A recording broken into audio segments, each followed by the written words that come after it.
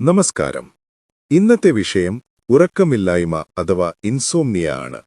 ഉറങ്ങാൻ കിടന്നാൽ ഉറക്കം വരാതിരിക്കുക, ഇടയ്ക്കിടെ ഉണരുക, അല്ലെങ്കിൽ അതിരാവിലെ ഉണർന്നാൽ പിന്നീട് ഉറങ്ങാൻ കഴിയാതിരിക്കുക തുടങ്ങിയ അവസ്ഥകളെയാണ് ഉറക്കമില്ലായ്മ അഥവാ ഇൻസോംനിയ എന്നു പറയുന്നത്.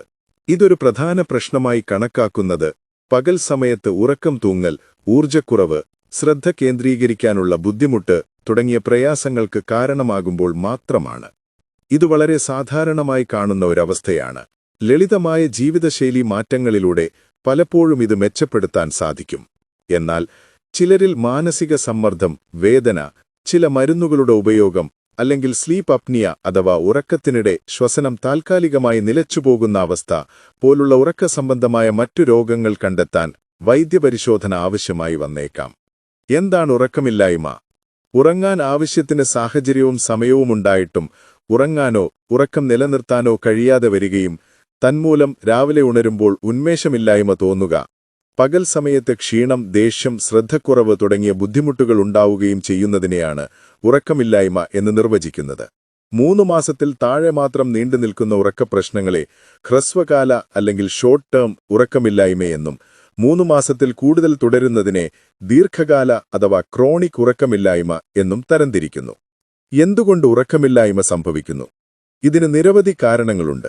മാനസിക സമ്മർദ്ദം, ഉത്കണ്ഠ, വിഷാദം, ശബ്ദമലിനീകരണം, അസുഖകരമായ കിടപ്പുമുറികൾ, മദ്യം, കഫീൻ, പുകവലി, യാത്രാക്ഷീണം അഥവാ ജെറ്റ് ലാഗ്, ഷിഫ്റ്റ് ജോലി എന്നിവയെല്ലാം ഇതിന് കാരണമാകാം.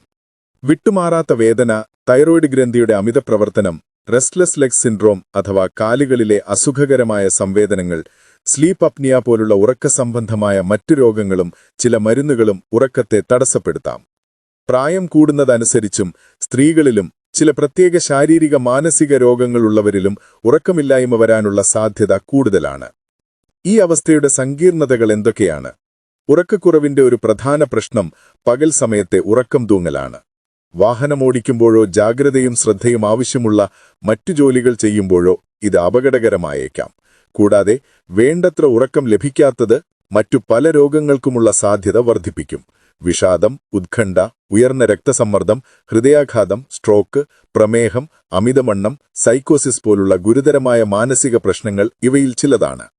ശരിയായ ഉറക്കം ശരീരത്തിന്റെ പുനർനിർമ്മാണത്തിനും മനസ്സിന്റെ ശാന്തതയ്ക്കും അനിവാര്യമാണ്. അതിനാൽ അനാരോഗ്യകരമായ ശീലങ്ങൾ മാറ്റി ഉറക്കത്തിനുള്ള അനുകൂലമായ അന്തരീക്ഷം ഒരുക്കി ആവശ്യമെങ്കിൽ ഒരു വിദഗ്ധന്റെ മാർഗനിർദ്ദേശം തേടേണ്ടത് അത്യാവശ്യമാണ്. നന്ദി.